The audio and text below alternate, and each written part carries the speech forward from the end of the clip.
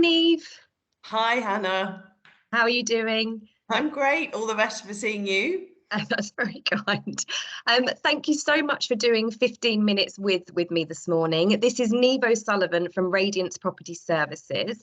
So to start us off, tell us more about Radiance, if you will, please, and how you founded the business. So I founded Radiance in 2011, and it was with an ex-colleague of mine. We were both lawyers, actually, in the city, and we decided to leave law and to go out into the world of facilities and set up our own business. Yeah, and I think really, I look back now and I think, gosh, we were so naive. We didn't really know what we were doing.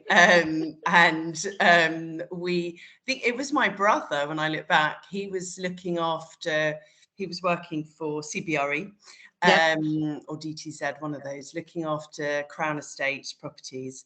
And I was always complaining about law and the hours, and he was always complaining about contractors that weren't very good. And then he was just like, well, maybe you should set up something and, be better than what I have to deal with. And I was like, oh, maybe I will. And I think I expected him to give me lots of work, but it didn't work out that way. It did not, unfortunately. So, so we built the business from there, really, 2011. And I bought out my business partner in 2020. So since then, it's been me. Yeah, incredible. Yeah. So you've just had your 10-year anniversary last year then. So that must have felt like such a big achievement. I don't know that it did, Hannah, in that it was in the midst of COVID still. And I think I was quite concerned.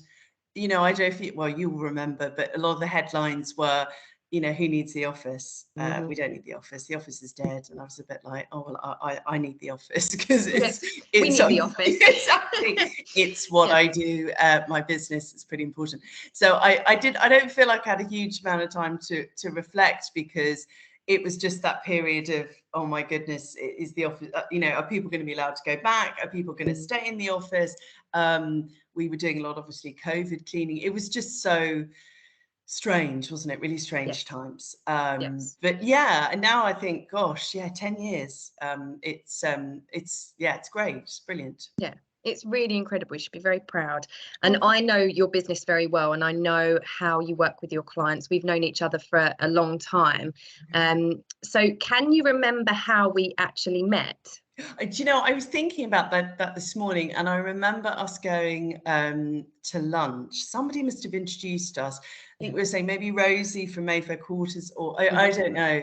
And we had this fabulous lunch. We got on really well. I think you just left Berenberg and you were talking about setting this up, or maybe you just done it. I can't remember, but I just remember thinking that you were absolutely amazing. Definitely. I remember thinking, this is a woman you want on your team, you were so passionate about it, and it was such a brilliant idea. I was trying to think who introduced us, but it was brilliant. And I knew, we hit it off straight away. We did, I really enjoyed that lunch. And I think when you meet people for the first time, like we did, you either do really just click and think, we're going to stay in touch as in this professional capacity for a long time, because I really believed in you and your business, and your values spoke to me as someone that's been in office management for such a long time. And the way that you were, the story, your backstory behind your business, and how you worked with your clients, and your morals and your standards really suited what I would expect from a contractor in terms of what you do. So it's funny, I just want to say on your comment about the expectation of business from your brother, I think we all do that when we start a business. You think, oh, my friends and family know I've done this and they're going to give me loads of referrals because they're in these businesses where they can, and you don't tend to get a single thing. It's really tough. But it makes you have quite a lot of grit, which I think you need when you're in a business. Definitely, because you're like, oh right, so this door that you have, you're not opening for me, fine, I'll go knock and find another one. And actually now, funnily enough, if I do have friends or acquaintances who ask me, oh, can you quote, and I actually always feel a bit nervous, because I feel like it's a bit too close, you know, that sometimes it's better. Yeah, exactly. Yeah, not that, you know, there's any reason, but I just, a bit of distance is good as well. But at the beginning, you're like, please give me work. Like hand in, like, you know, cup in hand, like, please give me some business. Exactly. It was the same with me. So I like that. And just tell us a little bit more about what Radiance does, what the services are that you offer, and the sort of clients that you work with. Sure. So we started with cleaning, and that was our main offering. And then I think as time went on, and particularly the clients that we service were asking us, oh, actually, you know, do you know anything about fire risk assessments, or do you know anything about tap temperatures or water testing? And you know, it sort of started out, I thought, oh, well, actually, I'm kind of referring people, I might as well try and bring it in-house. So then there was the sort of maintenance, the planned preventative maintenance arm as well. And then even things like, oh, we need laundry, we need towels. And then it was like, okay, we'll put this in as well. And then even plant rental. So we kind of ended up being a bit of a one-stop shop. And I think you were saying about clients, particularly for asset managers, hedge funds, as you know, who don't often have massive admin teams. You know, it's usually an office manager or head of administration or an EA that's sort of tasked with kind of being the facilities manager as well, which is a huge job in itself. So I think we were attractive in that we could do the cleaning and then they pick up the phone and ask us to do something else, and we can do that. And then that's just one point of contact for them, which I think for that type of client is quite attractive. Absolutely. So that was kind of how it was, cleaning, and it still is mainly cleaning, but just adding those extra services as well, I think can be attractive too. Yeah, absolutely. I think when you've got that relationship and that trust there as well, the fact that they're coming to you and you recognize, you know, that actually there are additional streams that tie in very closely with the, you know, the sort of soft services as they're known in the industry that you're providing already. So why not add more to that so that it's a kind of full FM? Exactly. And I think, for example, something like laundry, you know, your members of your portal might say, you know, that they want, let's say, 20 or 30 towels a week, which, you know, sounds like a lot, but for big suppliers, that's nothing. And they're not interested and they're not going to get the service. But, you know, they're willing to pay and they're, you know, really pleased with it. But it's finding a supplier that is going to be interested enough and willing to do those type of volumes, and I think that we kind of just fitted in with that niche. We've got fabulous suppliers like Lisa Pristine, who's on your portal, and it just works really well. Yeah, absolutely. So tell us a bit more, leading in quite nicely, about how you work with office managers, or as you said in your keynote welcome speech recently, as the headline sponsor at our awards, which I know went down really well with our attendees, and I know you got some lovely emails afterwards.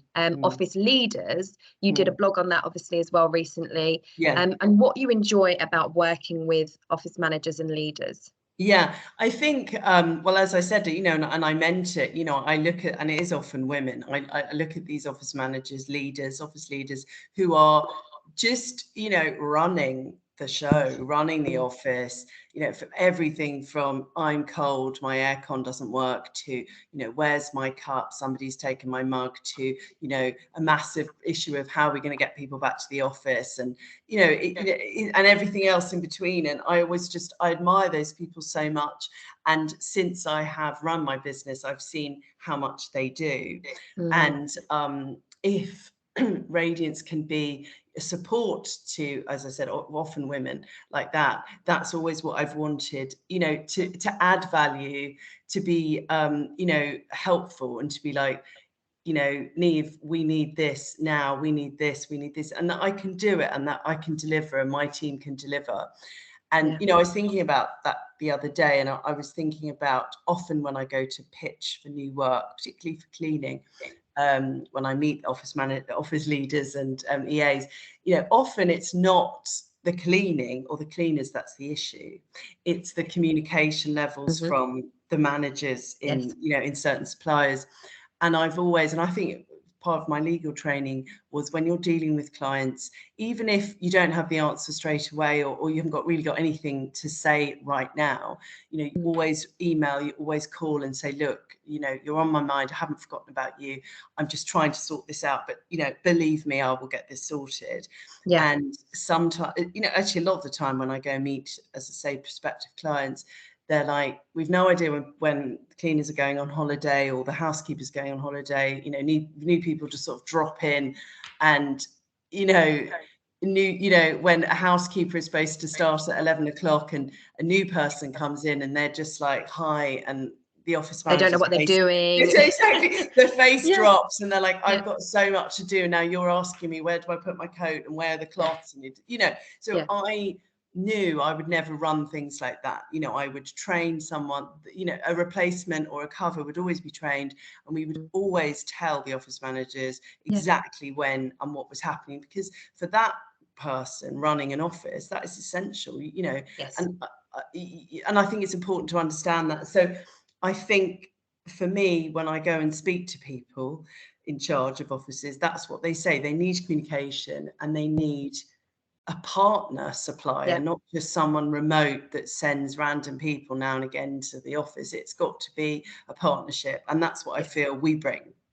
Because you are, particularly in cleaning, you are an extension of that client office, and even though you as the manager and the founder and CEO of the business aren't there representing that client and that brand each day, the people that work for you are, and it's an extension of you, but also an extension of them. So it's really important to align and manage expectations, right? There's a huge amount of that, and if that's the word, like that was the bugbear for me, if my expectations weren't managed by any of the contractors, particularly the cleaning company, because we had a housekeeper at Berenberg, we had the night cleaners, we had morning cleaners, but the housekeeper we lent on heavily. She set up all the meeting rooms, and if she was ever not there and we weren't told, it was disaster. It was, because my reception team had to then suddenly drop their job to get the meeting room set up, or show the last minute drop-in housekeeper as a temp how to do it. And we did set things up to sort of buffer that, like very clear instruction books and manuals to help, but but still it's not the same. They don't know where things are, and exactly. It's another layer of work that you don't really need. So I think it's that understanding, and as you said, particularly the housekeeping teams are just so crucial. So that's I think something that we really like to try and work very hard at, communication, and really, like you just said, managing expectations, but delivering, because it's all very well writing meaningless emails saying, oh, we're going to sort this out. We've all had those emails and nothing happens, which is more infuriating than sort of radio silence, isn't it? So it's really communicating but delivering as well, as high as we can. Obviously it doesn't always go to plan, but as you said, keeping people informed, managing expectations, and being honest. I am always honest with clients. If I cannot do something, I'll be like, I can't do it. And I think that's important. People appreciate honesty. They do, So leading on nicely from that, then, what do you enjoy the most about your job? Well, I love people, and I think that was probably why I found law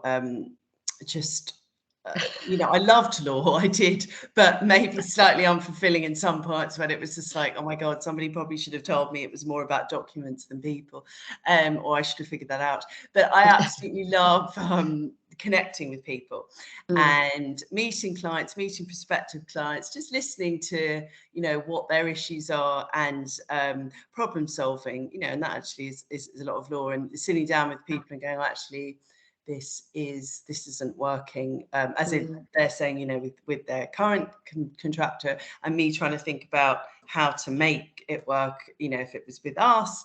And I love networking, and I was thinking about this morning. You're a fantastic community. I really enjoy meeting your members, and also your partner suppliers as well. We have our own sort of network now and community. We all refer work, and it's just your members are lovely, and the partners are as well. So really enjoy that. I really do. I really do. Good. Yeah, it's. I don't know how it's happened really, but it's just such a wonderful community. Sounds very like hippie, and I don't ever really like using that word, but there's nothing else to describe it that you know, these people are together, both the members with each other, the members with the partners, and the trust that's built there, and then partners, like you say, cross-referring. So yeah, that's great. Yeah, well, they're all genuine people. Sorry, yeah. Yes, yeah, no, they are, and they, you know, there's a common ground and responsibility. There's often common gripes and issues and challenges that come up for everybody, and then we've got this lovely layer of experts, being, you know, people like yourselves, who can help offer advice, and, you know, if the opportunity arises, can take on, you know, the work for them and ease that pain, right? So it's a really nice relationship. And I always think of all those suppliers, because it's not always the case, but in your network, have integrity, and that to me is really, really important. Yeah, you know, we vet our suppliers, and I've worked with so many of them. Like, you and I have known each other for well, it would be about 6 years now, because it was just after I'd left Berenberg. I think it was just after Berenberg. I was I think I had one child moment with them. That's it's so true. But that is key for me: integrity, dealing with you know, people that you can trust to deliver, and good people. And I was actually thinking there recently of my part of my suppliers who helped me. So many of them now are women, and women led companies, and I absolutely love that. I mean, there's nothing wrong with male led companies, but of course, but it's nice to see, and to to, you know, recommend and raise each other up, right? So definitely. So to finish on, just a couple of top tips that you can share with us, please, on the areas that you're expert in. Okay, well, I would say, I think we were talking about earlier, in terms of health and safety. I get asked a lot about, and it's quite tricky, I think, isn't it, in terms of it's very opaque at levels of knowledge out there, levels of information. But, you know, what do office managers, office leaders need to do in terms of being compliant, and, you know, things like emergency lighting, pat testing, you know, how often does that have to be done? And, you know, is there somewhere I could just check everything? It's like, well, no, not really. Tap temperatures, you know, we're very good, I think, at giving like a good summary of kind of, you know, what needs to be done to make your office compliant. And we have, you know, our maintenance team that goes and does that. And I think that's really helpful, because it ranges from, I find people that don't know anything about it, like, oh, do I have to do this stuff, to people who do, like, really do everything that actually they probably don't have to do every year. It could be every 2 years. So I think it's that sort of stuff that maybe on another webinar another day, Hannah, that we go through it together, because I think that's really helpful, because it's very, as I say, difficult to really understand what you need to do. Well, maybe that's just me, but it's not that clear. Yeah, because you're an expert, so you know. Yeah, so it's funny, because we've just my assistant, you know, she's just done a social post for me this morning that I've just approved about our gap analysis template. So when you say there isn't anything out there, there is in that we've got. I do it because obviously I'm not trying to push my services here, but so it's like that self-check does exist through our platform. And it's helped so many of our members to identify, and I think we've referred some clients off the back of it, where you know, they don't know that they need to do their emergency light testing. So your tip probably here is to have conversations with people like yourself, and check what needs to be done, because the life safety system maintenance sometimes is very clear cut, right? You have to be doing this to comply with the law. So but exactly. And two of my clients that do that test their water as you are supposed to, your do water samples, very recently, actually, one had a Legionella. They found it in a tap, and another has found a trace of E. coli in the water. So, you know, that's really, really important. And, you know, liability issues there and everything. So, you know, obviously they've been doing their testing, all boxes ticked, but you know, it is a real issue, particularly in London. Yeah, and COVID exacerbated it as well, didn't it? Because the offices were shut down. We're getting into the nitty gritty of a Legionella here, but you know, the systems. No, it's fine. I'm a geek for it, so it's all good for me. sorry, viewers, if you're tuning out now, because we're talking about health, safety, boring. but we love it. Yeah. But you know, over COVID, it was a huge issue because the water systems are just stagnant, which is how a lot of that bacteria can breed. And so it's not surprising that people are finding it in their They sample. are, I think clients were horrified, but as I say, at least they were doing the testing, you know, because a lot of people don't, and you are legally obliged to do it. And I think on the cleaning side, you know, it's about doing your schedule, doing your glass cleaning, doing your carpet cleaning, just keeping on top of stuff, doing, you know, we do deep cleans every quarter for some clients as well, just keeping on top of it, and communicating, you know, with your cleaning company. If they don't communicate, come and speak to us, because we do. Yeah. Good. Nice top tips. Fabulous. Well, thank you. I've really enjoyed that, Niamh, and it's so, you know, it's Hana. always a pleasure to chat. No, thank you. And thank you for your fabulous portal and all your wonderful members, and, you know, this amazing community that you've created with, you know, such brilliant members, and also brilliant suppliers as well. That's kind of given me two, you know, layers of a network and a community, and I, you know, genuinely just love it. So thank you. Pleasure. Thank you for being part of it, and thank you for doing 15 minutes with. Pleasure. Brilliant. Thanks.